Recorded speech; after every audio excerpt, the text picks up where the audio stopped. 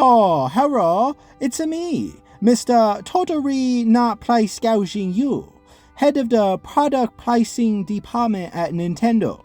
At Nintendo, we believe in charging full price for game to come out when your grandma still have MySpace account. You want Mario Kart 8 at good Wii U price? Well, too bad. We know that you pay full price so that your 6-year-old shut up on that 6-hour flight to Florida. Oh no, 6 hour too long for battery life. Too bad. No! No! What's up? It's the COD God 420 and I am about to save you a ton of money. Look, I get it. The Switch 2 is coming out and everybody is already calling it the greatest thing since sliced bread. Well, guess what? It's not. In fact, I'm here to tell you, do not buy the Switch 2. Seriously. Save your money for something that actually really matters, like maybe a big bag of Doritos or a new chair for your gaming setup. And let me explain why. Alright, let's start with the games. You know, those things that you buy with your hard-earned cash and then forget to play them because you're stuck in an endless cycle of just one more match on your favorite game.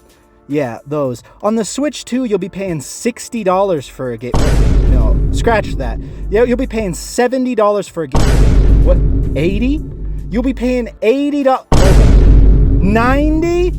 You'll be paying $90 a game for something that barely runs at 1440? What the hell is even that? Take a big step back and literally fuck your own face! Whoa! Now that's a little crazy, alright? Now let's talk about these game prices for a second. I don't know who's pricing these games, but I'm pretty sure they're using the same logic as the guy who charges you for extra guacamole at Chipotle. Like, I didn't ask for this. It's just a tiny side of mashed avocado. Why is the price of this a small mortgage payment? But here's the real kicker. Even if you manage to get a game for $60, which you won't, you'll probably have to spend an extra $20 for the deluxe edition that includes a season pass, a soundtrack you won't listen to, and a digital art book that you will never open and is most likely filled with AI. It's like buying a fancy box of cereal, but instead of a toy, they give you a free subscription to disappointment. And disappointing it will be, because this probably has to be the main point for the entire Switch argument, is just the game prices. The game prices and the fact that they no longer want you to own a real physical copy of a game that you do not have to download. It's like that weird, what was it, Ubisoft or EA, who was like, you need to get, comfortable with not owning your video games that you pay for. Like, this is literally the next step. So when I say don't buy the Switch 2, it's for two reasons on the pricing. For one, if they start charging $90 for recycled games, companies like Rockstar, who are coming out with GTA 6 and, Red Dead Redemption 2, those games are worth $90. So if a fucking 8-year-old recycled ported game cost $90, then GTA 6 should cost $150 easily. And that is the biggest issue, is that other companies are going to see this and then start doing it. Now, let's talk about the second biggest issue, which is the battery life. All right, the battery life is absolutely amazing. You're gonna love it if you consider 3 to 4 hours of playtime a win. If you're a real gamer, you'll probably spend more time charging the Switch 2 than actually playing the Switch 2. And you know what's great about that? It gives you a real opportunity to go outside and touch grass, you fucking nerd, to feel the sun on your face, and to realize how much more fun it is to avoid people in real life instead of in video games. Nintendo, in their infinite wisdom, gave us a console that's perfect for short bursts of play. So if you're in a situation where you only have 5 minutes to game, perfect.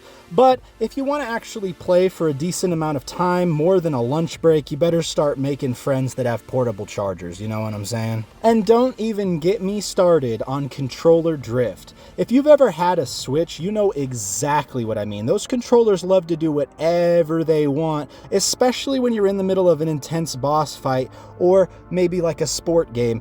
it will destroy you. Imagine you're trying to dodge a fireball, but suddenly your character just walks straight into it and you're like, oh, well, I guess I'm committed to dying now. It's like your Joy-Con is saying, oh, you want to win? Nah, let's take a nap during this phase. Is that cool with you? And you say no, and it says, well, I don't give a shit. And that's pretty much what fucking happens with the stick drift on it. Nintendo will tell you that we're aware of the stick drift issue, which is basically the corporate speak for, we're not doing anything about it, but thanks for your money, you fucking loser. Now let's talk about the Switch 2 itself. Sure, it'll probably have a better screen, more processing power, and maybe even more features, but guess what? All of that stuff is going to come at inflated prices, and that doesn't even count tariffs. That'll make you wish that you had stuck with the very first Switch. $400 for the base model? Cool, I guess I'll just sell my kidney to fund my next gaming purchase.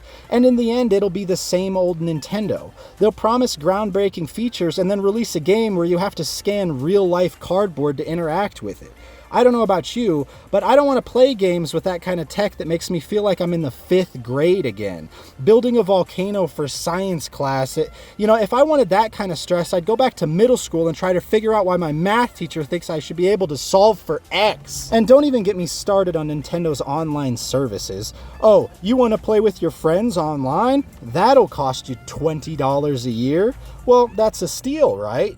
Yeah, if your friends don't mind playing laggy Mario Kart or Splatoon 2 where you get disconnected from the server every 5 minutes.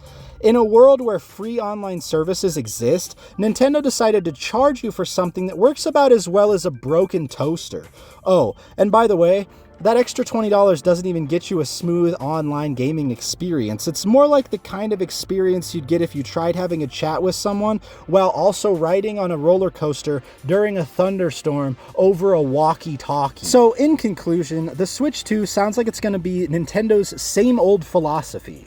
Let's somehow make this more expensive, but also somehow less reliable. They really love to throw that out there. So instead of buying the Switch 2, maybe just take that $400 and do something else that's productive.